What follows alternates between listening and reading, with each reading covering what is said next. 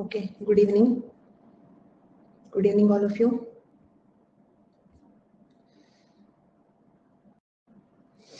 Okay, let us wait for some 3-4 minutes. People have, okay, fine. So I'll wait for some, so instead of like missing the.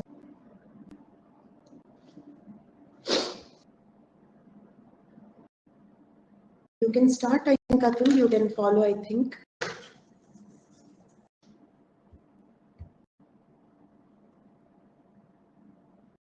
Happy Holi, 2 minutes. Hello, Abhishek. Means I didn't check that there is no day.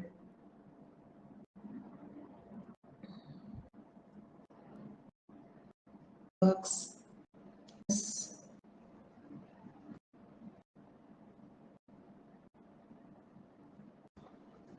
To watch the recording.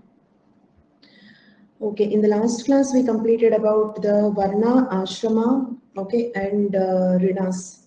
Can you tell me the types of Rinas? Types of Rinas, debt. What are they?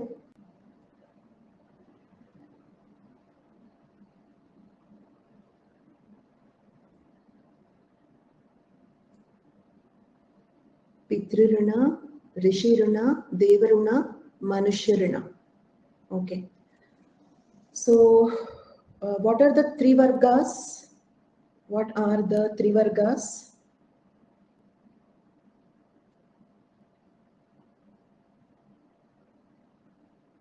Three Vargas, Dharma, Artha, Kama. Okay. So, three Vargas are three different ways to achieve the final goal. What is the final goal? Moksha. And we can understand it in one more way, that is the Artha, Kama, Moksha, whatever you achieve, you have to follow the path of, this is one more way of understanding. Artha, Kama, Moksha, what three goals, root is Dharma, or four Purusharthas, what all a man require. Is it clear? You can again observe the patriarchy here, Purushartha, not Sri Artha. Okay, so four Purusharthas, Dharma, Artha, Kama, Moksha. Okay, and in all these things, like it is mostly written in the context of only the men, right? So rinas are over, and then we have seen the conclusion of this topic, that is, if you don't clear any of these debts, then again moksha is not possible. Okay, Manu says that those who seeks moksha without fulfilling his duties in the first three ashramas will sink low. You cannot even think of moksha without clearing all these debts, right? So next, in the 3.1, we are left with, in the 3.1, this is all we have completed. Okay, the structure and nature of traditional Indian social system. What happened? Why this is not writing?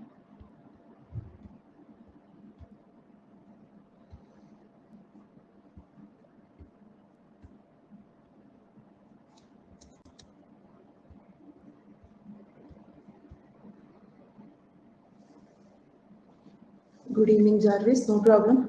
It was my mistake.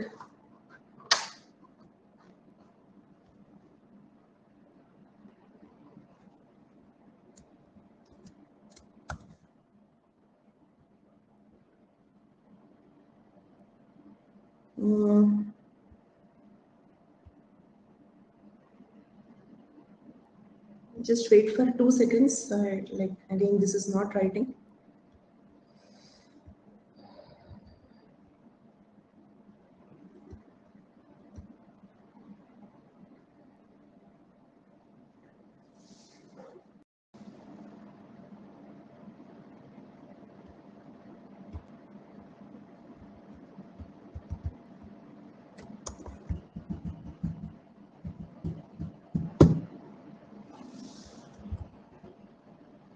Yes, I refreshed it.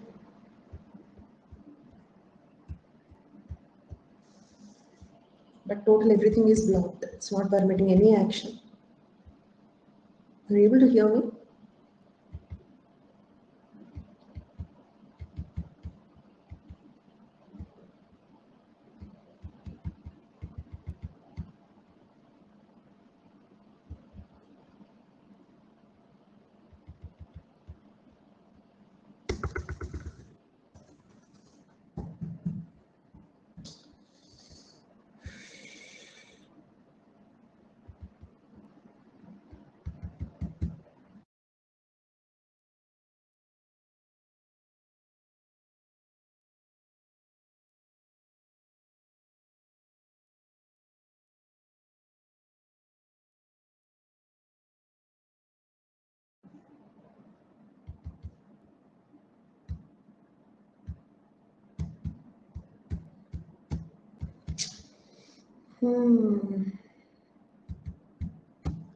Absolutely no action is permitted.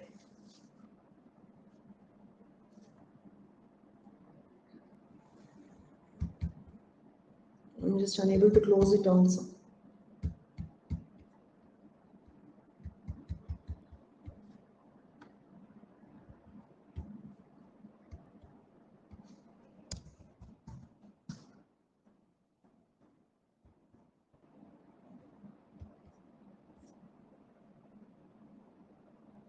No, other things are working. Only in this there is problem. My other tabs are working. There is no problem with the laptop.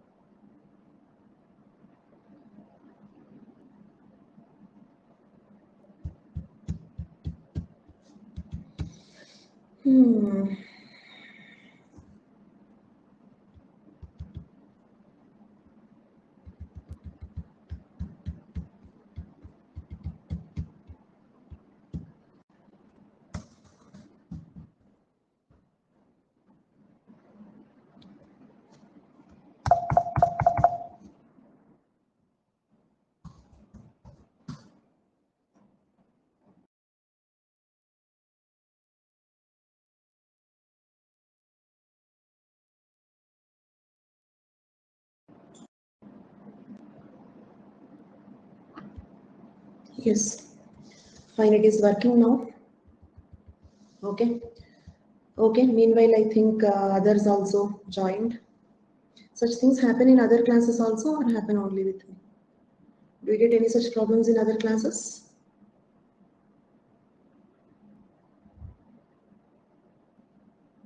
Sometimes. Okay.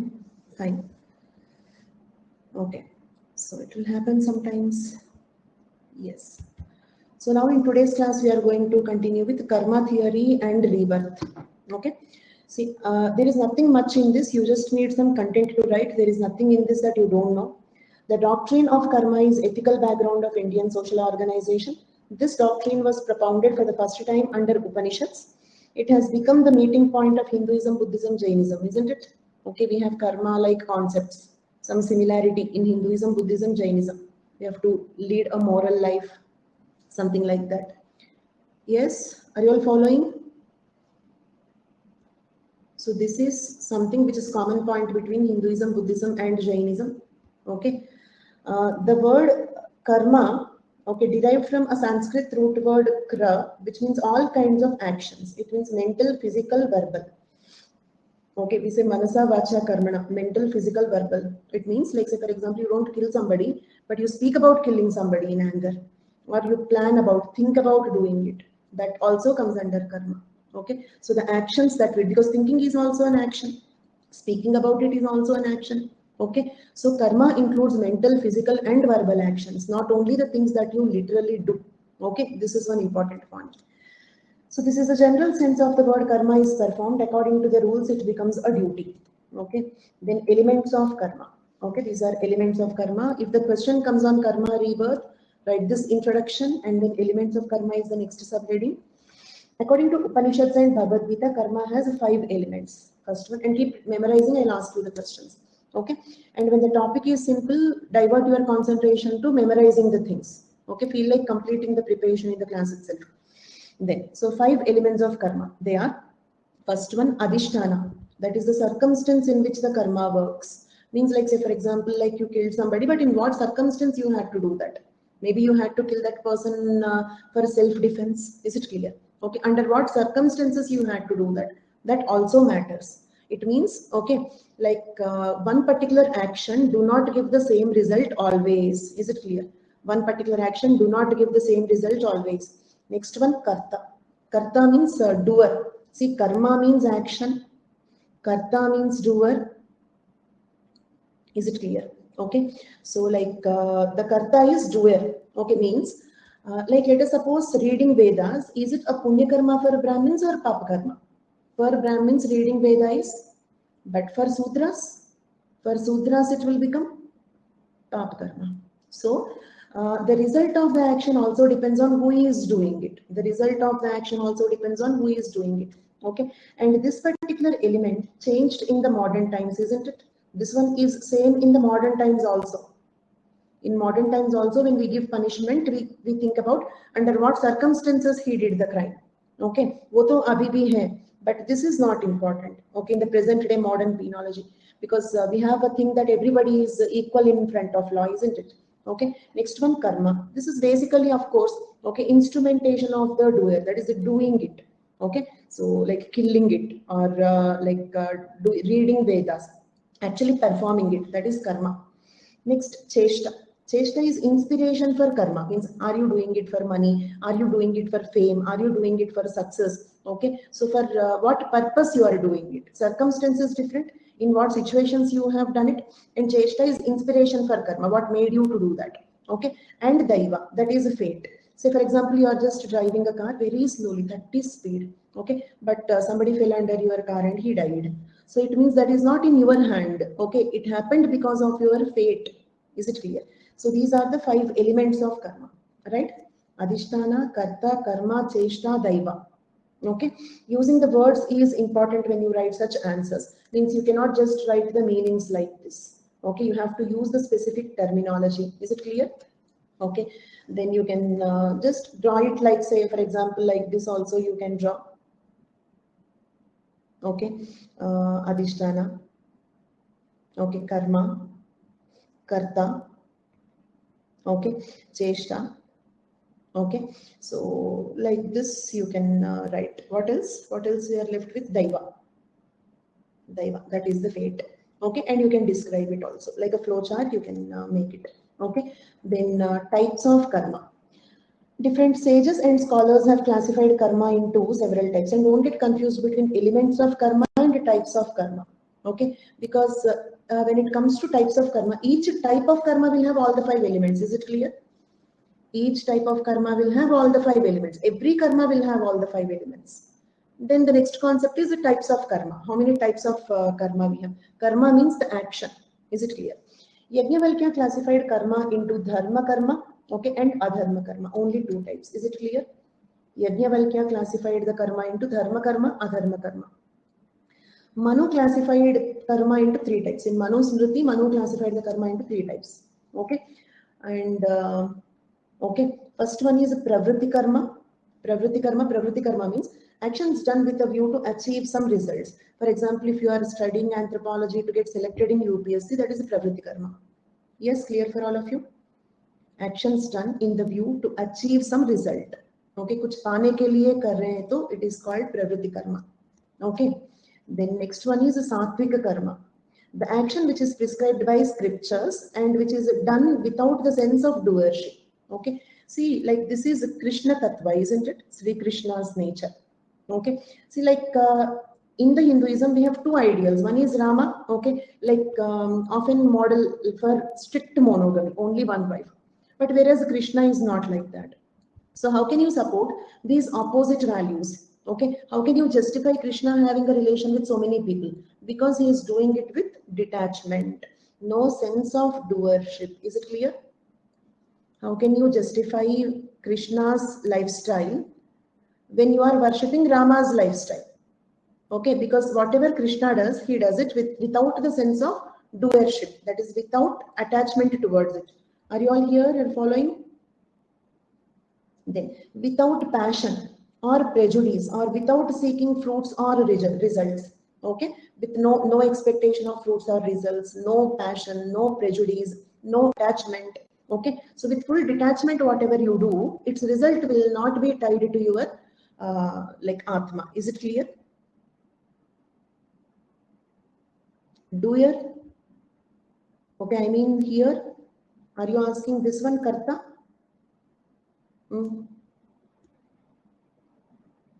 Krishna. Okay, so that is a satvika karma. Satvika karma means whatever you do, for example, like having a relation with some 5 girlfriends, but if you do it with detachment according to this, okay, I'm not saying this, according to this point, if you do it with detachment, no passion, no prejudice, no seeking of fruits and results, no attachment, okay, there is no sense of doership. Is it clear? Okay, so then the result of that action,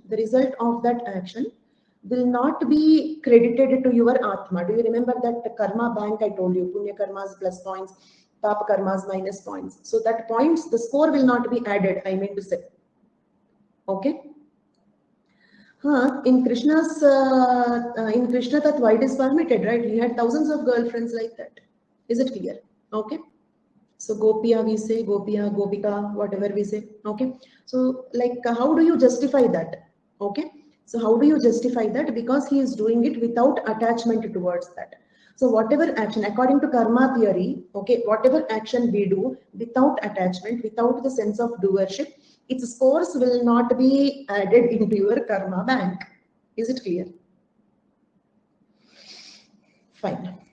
Then, so, okay, like the Pravritti Karma example, your UPSC exam, okay, doing some preparation for writing the exam.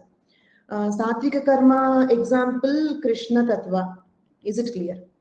Okay, then Rajasic Karma example, Russia attack on the Ukraine. Okay, it means when the ambition is too big, like occupying an entire country, then it is called Rajasic Karma. Did you understand my point? The action which involves much strains and is done by own, who seeks enjoyment and is prompted by egoism. Okay, any two countries, I mean to say not only in the context of Russia, Ukraine, India, Pakistan, or India, China. Okay, see, for example, like egoism, why can't we leave Kashmir for Pakistan, or why can't we leave some part of the land for China? Okay, at least why can't they leave it? Okay, why can't Pakistanis leave it? Okay, why both the groups should fight for it? That is kind of like bigger ambitions, whatever it is. Like why they don't feel like leaving it? Why we don't feel like leaving it? Okay, so like why like Ukraine president is not ready to surrender, and like why Russian president is not ready to withdraw the troops. Is it clear? That is with high ambitions, very high, not like personal level, not like I have to clear exam, so I should get some proper job, not like that. Okay, Rajasic karma. So this is what in the present context I said, but this is what the Rajas used to do in the monarchy time, right? Kings used to attack and increase the range of their kingdom. Okay, so expand their kingdom was the task of the kings, right? Attacking on the other kingdoms, depending when other kingdom king attacks. Okay, so such kind of things. Okay, modern or ancient. Okay, in the ancient times it was kingdoms. In the present day time it is governments of different countries. Okay, so that is Rajasic karma. Clear for all of you? Next, Tamasic karma. The action which is undertaken through ignorance, without considering the result, loss of oneself and injury to others and one's own capacity. Okay, so tamasic karma means an action that is undertaken through ignorance. You don't know. Okay, like say for example, in the beginning of the pandemic, okay, the people like who spread it. Say for example, somebody like the first in the 2020 we heard that somebody came from USA and he went to some relatives home. So in that relatives home, 6 people got infected in 2020 January, February. Is it clear? Did you hear about such things? So those are tamasic karma done with ignorance. We don't know the impact of it. Okay, so that man did not think that he would trigger 3 waves of pandemic in India. Is it clear? So that is an act done with ignorance, not by mistake. Ignorance. You don't know the consequences, and you did it. Did it willingly, not by mistake, not accidentally. You did it willingly, but you don't know the consequences of it. Is it clear? Okay, then so Pravritti karma, Satvika karma, Rajasic karma, Tamasic karma, Papa karma, Punya karma. Papa karma, Punya karma, obvious. I don't have to say that. Sinful action, okay, and Punya karma means these are the words you can use: ingredious, righteous, virtuous, etc. These are the words used to describe Punya karma. Is it clear?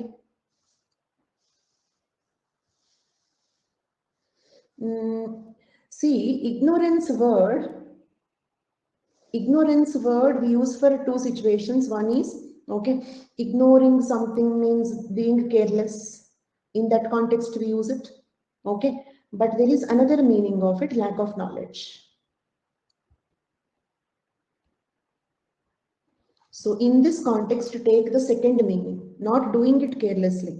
Okay, they don't know the consequences of it. If they know the consequences of it, they will be careful. Is it clear? So just think about like a person who went out without the mask and he died. Okay, or like a person went out without the mask and he is proper, and somebody in the home died because of him. So that is done with ignorance. Is it clear? Not knowing the consequences. Okay.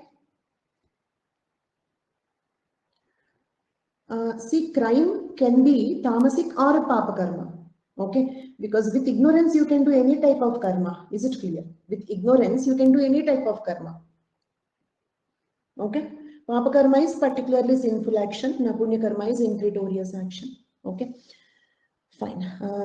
Then, can you tell me what is pravriti karma? What is pravriti karma? Okay, and Russia's attack on Ukraine?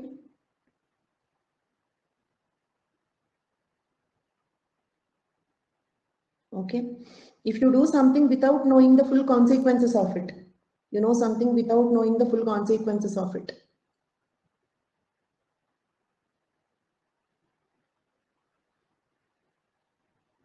Tamasic karma. Okay. Okay. For tamasic karma, I'll give you one more example. Do you remember I said like at one point of time, doctors did not know. They thought that the infections spread only through air. Do you remember this discussion? At one point of time, they thought that the infections spread only through air. Okay. And they never means not never. Okay. So like not like properly wearing the gloves. And once you do one surgery, like if you have to go into the other surgery, okay, then not washing the hands or sterilizing the hands, sterilizing the tools also. Okay. So because of that, some people could have died due to sepsis or infections. So that comes under tamasic karma. They did not do it accidentally. They did not do it accidentally. Okay. And they don't know the consequences of that. They did it. Okay. And for example, like Nobel Prize also, like not Nobel Prize, like the nuclear technology, the scientists who discovered all this nuclear technology, okay, so may feel bad, like maybe if they are living today, they might definitely feel bad because it is being misused for nuclear weapons. So their intention was not that. Okay, so such actions are called as tamasic karma, papa karma, punya karma. That is over. Next, Patanjali classified karma into 4 types, not the present day Patanjali. Okay, so another sage Patanjali classified the karma into 4 types. First one, asa rasi karma. It is evident from the name itself. Okay, asa rasi means you can a huge hope. Is it clear? You can remember it like a huge hope. Okay, giving too much importance to self. Giving too much importance to self. Where is it? Did I miss that? Nivritti karma, where is it?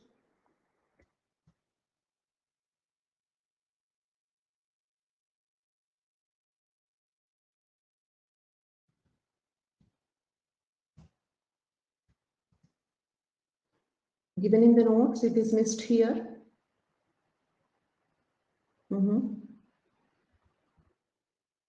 Okay. Fine. Okay, let us complete the remaining things like asarasi karma, giving too much importance to self.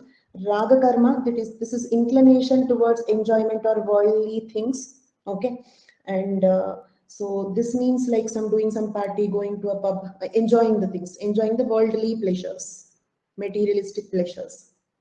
And didesha karma, this is hateful renunciation of painful things, that is taking revenge. Didesha karma is taking revenge. Asarasi karma, too much self-importance. Raga karma, okay, like raga word we use for attachment, right? Worldly pleasures. Didesha karma, taking revenge on somebody. Abhinivesha karma, karma done due to love of life, fear of death. Okay, if you do something like, say, for example, okay, if we are getting isolated, okay, during the pandemic, that is because of the love of life and fear of death. Is it clear? Whatever precautions we are taking now, they're all because of the love of life and fear of death. So with that, if we do something, then it is known as abhinivesha karma. Asarasi karma, raga karma, didesha karma, abhinivesha karma. Then according to karma vipak means the result of karma. Karma is 3 types. Depending on what kind of result it gives, karma is 3 types. Can we move on? Clear till now? First one, sanchita karma. Sanchita karma is accumulated karma. Okay, comprise the actions performed in earlier life. See, like we have seen the concept of rebirth, right? I hope you all remember this cycle. Okay, brahmacharya ashram to grihastha ashram to vanaprastha ashram to sannyas ashram, then branch point. Okay, this is rebirth and this is moksha, right? Okay, so what is the purpose of rebirth? Okay, to make this particular debt and credit balance करने के लिए, isn't it? Okay, to balance the debt and credit, the negative points, positive points, and you can. It is another opportunity to do some punya karma.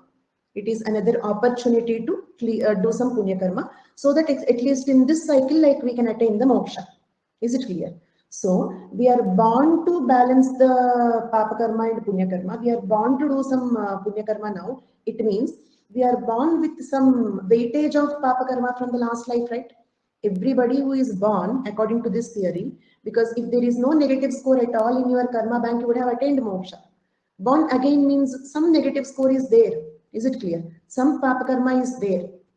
Is it clear? Okay. So that is known as sanchita karma, accumulated karma. It comprises the actions performed in the past life, earlier life. Clear for all of you? Sanchita karma. Next one. Prarabdha karma. Prarabdha karma means destined karma. Okay, the accumulated actions can be either good or bad. Hence, the results of the actions which the man has to face comprise destined karma. It means, like, can I say that sanchita karma lead to prarabdha karma? Let us suppose, like the example that I have given, you are driving the car safely in the right direction, okay, but still accident happened. So that is a fate. Then why do you have that fate according to this? Is it clear? Why do you have that fate according to this? Because of what you carried from the last life. Is it clear? Because of what is carried from the last life. Because of this, if you remember the 5 elements, the 5th element daiva or the fate. Okay, by the 5th element or the fate, you had to kill somebody. Okay, without your intention, accidentally. Okay, that is because of the fate. That fate is because of the sanchita karma. So sanchita karma lead to prarabdha karma. Is it clear? Next. Again, okay, agama karma. Agama karma means anevala. Okay, like for the next birth, again we are carrying something. See, like we don't know, okay, what exactly the mistake that we did in the last life, right?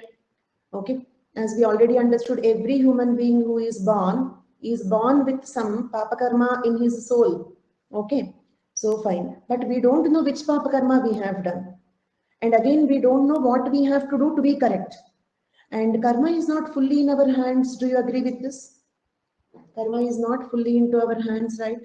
Why? Because it is manasa, vacha, karmana, and plus it also reaction. For example, if you slap somebody, the other person gives you back 3 slaps, okay, then you have a net positive score. Got it? So your karma also depends on the reaction you get. You scold something, the other person scold you more, so you will have a net positive score there. And so it means reaction is not in your hands. And say, for example, you did some charity, okay, and you don't know, like the example I have given yesterday, you have donated some money. Using the money, the other person take some alcohol and do some papa karma, then that element also comes into you. So it means our karma is not fully. First thing, we don't know what mistakes we have done in the past life. And also we don't know how to do only the punya karma in this life, isn't it? I repeat, we don't know what is the papa karma we have done in the last life. Plus, we also do not know how to do only the punya karma in this life. So, randomly, whatever actions you are doing, okay, so that is getting accumulating. Okay, please don't get confused between these two. This is accumulated, carried forward from past life. This is accumulating. What you are gathering now, going to take it to the next life. Is it clear? At present, what you are doing, okay, so that you are going to take the result of this to the next life. Okay, so the actions which are being performed in the present and those actions which are to be performed in future are called accumulating actions. We are accumulating right now in this life. Is it clear? So sanchita karma, prarabdha karma, agama karma. Is it clear? Can we move on? Then rewards of karma. First one, karmafal, results of action. Okay, And results of action may be some misfortune or some disease or some losing the property or such results of the action. Okay. Then next one is punarjanma. Okay. And punarjanma is like another result of karma, isn't it? So karma results can be two ways. That is what you face in this life itself. Second result is you can even have a rebirth. If you cannot clear it in this life, then rebirth. Is it clear?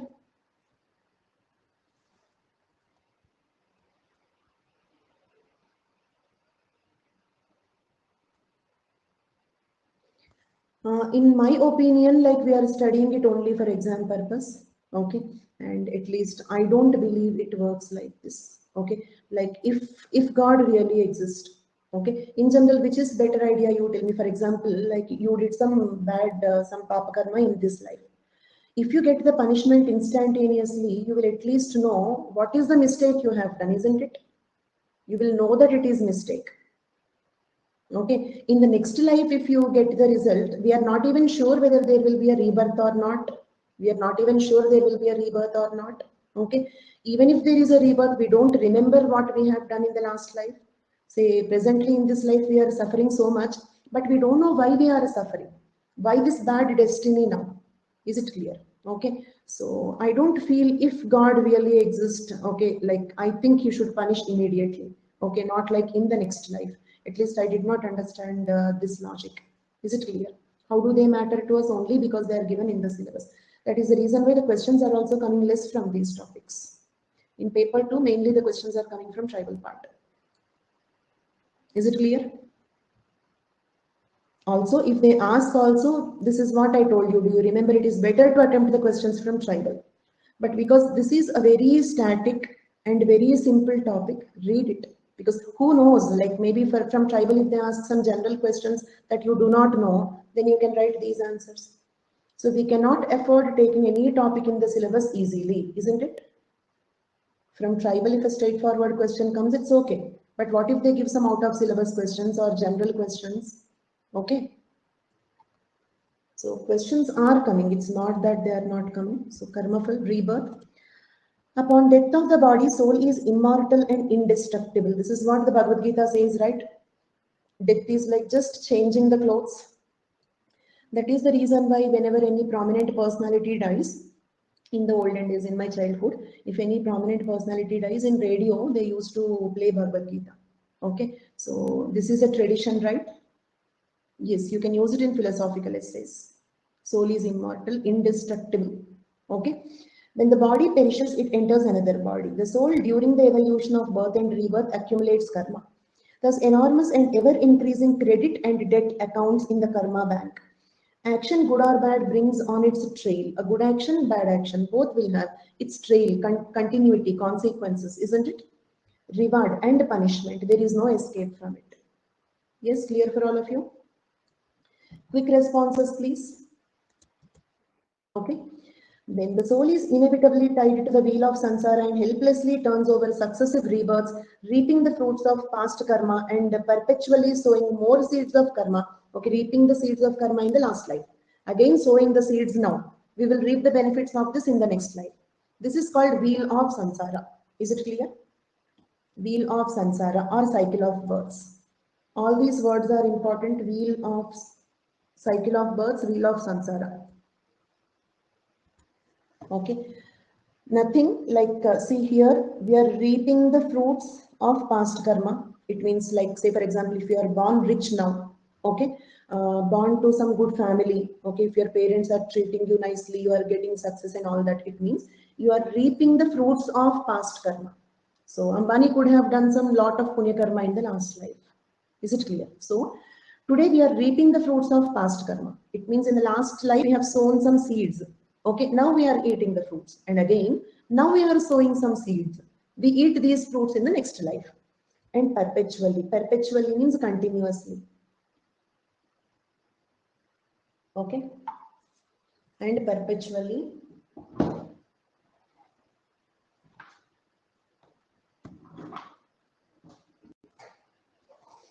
Sowing more seeds of karma and thus perpetuating itself. The Atma continues. Okay.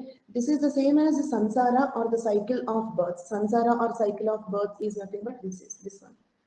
This is samsara or the wheel of samsara or the cycle of births. And soul is inevitably tied to this particular wheel. Is it clear? Just like, for example, if you tie something to the wheel, it will go on rotating along with the wheel. So same way our soul is tied to this wheel.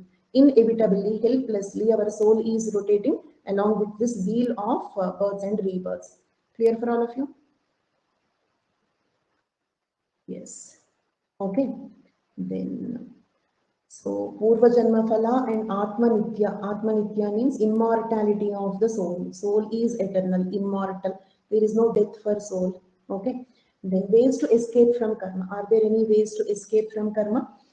First one, realization of immortality of the soul and the right to action. That is, according to Gita, your right is only to work, never for the fruit.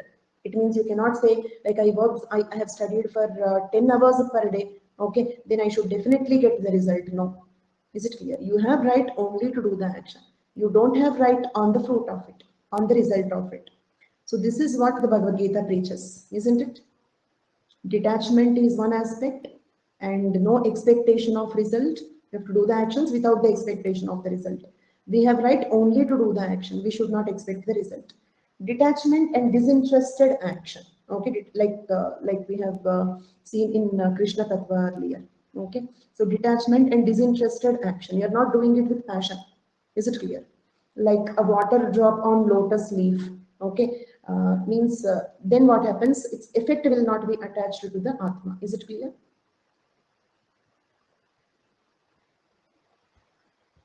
Yes. Okay. Uh, then karma and knowledge. There are different kinds of knowledge like Sattvika Jnana, Rajasika Jnana and Tamasika Jnana. The knowledge that one possesses depends upon the karma in the previous births, right? What kind of knowledge you possess depends on the previous karma in the past life. Can we move on? Then, now let us see actually karma rebirth over. That is 3.1 we have completed and we are moving on to 3.2 which is very important. Okay, 3.2 is having contemporary relevance, that is the caste system. Is it clear? Okay, 3.2 is totally about caste system. And this is importance of karma doctrine and criticism. So the last two elements in this, then we will move into 3.2. Okay. So importance of karma theory, like inspiration for good actions, isn't it? When you believe that if you do papa karma, you are going to get rebirth, then it inspires you to do the good actions as much as possible. You'll try to do the good things, right? Plus, inspiration to attain moral life. Preaching self-control. Okay, it means if you are attracted to some bad thing, karma theory will teach you self-control. Control, don't do that. Because if you do it now again, an entire cycle you have to rotate. Is it clear? So that teaches you the self-control. Like say for example in your UPSC preparation. Okay, today you feel like watching a movie, then what you will think? It's okay, control. Okay, because if I do something wrong now, okay, then I have to again repeat the total cycle. Is it clear? So that is preaching self-control. Inspiration for welfare works, charity, etc. Okay. Then the criticism. A.B. Keith holds the doctrine of karma encourages fatalism and hinders moral progress. According to A.B. Keith, karma theory increases fatalism. Fatalism means what? Nothing in my hands. This is my destiny. Like that. Okay. Not motivated to take some action. Is it clear? Yes. Okay. Yes. So Nasib mein aisa likha hua. Okay. So I don't have. So this is what I'm destined for. So not trying. You are not doing your role properly, isn't it? The person who believes in karma will not try to do his part of the things, right? And hinders moral progress. However, critics of Keith say that Keith has distorted the doctrine and misinterpreted it. Okay. So MacDonald says that this doctrine minimizes the importance of present life, isn't it? Always like eating the fruits of the seeds sown in the last life, again sowing the seeds for next life. Okay, but where is the present life? In between, we are losing the importance of the present life, right? Okay, which is determined from the point of view of the social progress. Is it clear? So this is criticism, fatalism, not questioning it. For example, Those who believe in karma theory, like say for example, if a Sudra believes that this is my fate, I have done some papa karma, so I am born as a Sudra. Is it clear? Then he will not question, why should I be a slave? Okay, why I should not enter into the temple? Because he believes that, okay, I am not eligible to enter into the temple because I have done some papa karma in the last life. Is it clear? Did you understand? Okay, let me ask you one question. Can I say that karma theory supports Varna system?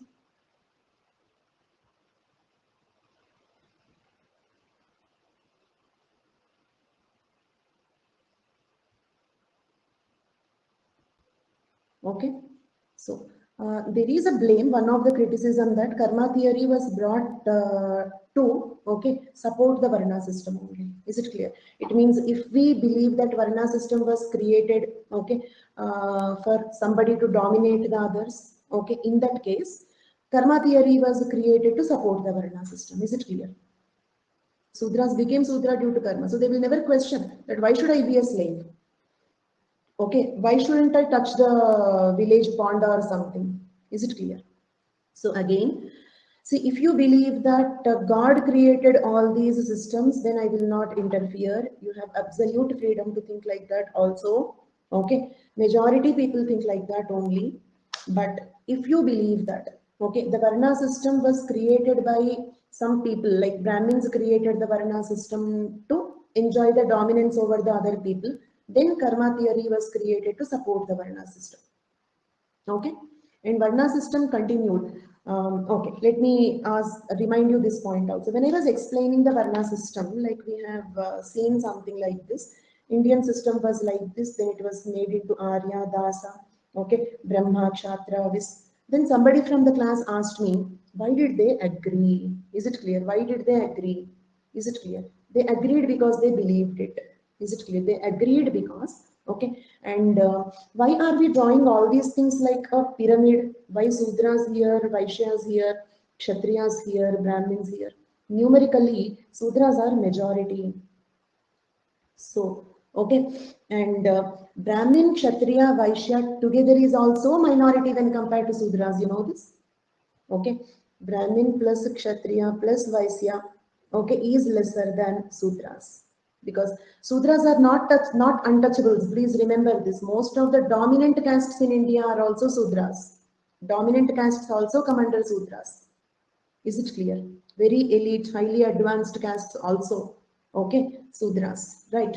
So Brahmin, Kshatriya, Vaisya put together is also a huge minority when compared to Sudras. Is it clear? So how was it possible? Like if you believe in Aryan migration theory, non-local minority dominating the local majority people, how it is possible? Karma theory supported that. They believed that we are born like this. What helped the people in believing that they are born like that? Because appearance wise they are looking inferior. Is it clear? Platirine nose, short stature. Okay, appearance wise the Brahmins or the Aryans were looking beautiful, looking pure, isn't it? Okay, try to think like this. The moment you see a person, okay, who is very fair skinned, okay, very fair skinned, very thin, okay, thin, fair, tall, okay, leptorine nose, what will be the first impression that you get? Do you think that he is a rowdy, bad person or a nice person? Yes? And why do we have this quotation like don't judge, okay, the book by its cover? Okay, why do we have this quotation? Because people judge the book by its cover, isn't it? Because people judge the book by its cover. Okay, so their appearance made them believe the karma theory. Karma theory supported Varna system, and the appearance made the people believe the karma theory. You are born impure means believable. Is it clear? Did you understand my point? Okay. So with that we completed 3.1. Let us see whether there are any questions from 3.1.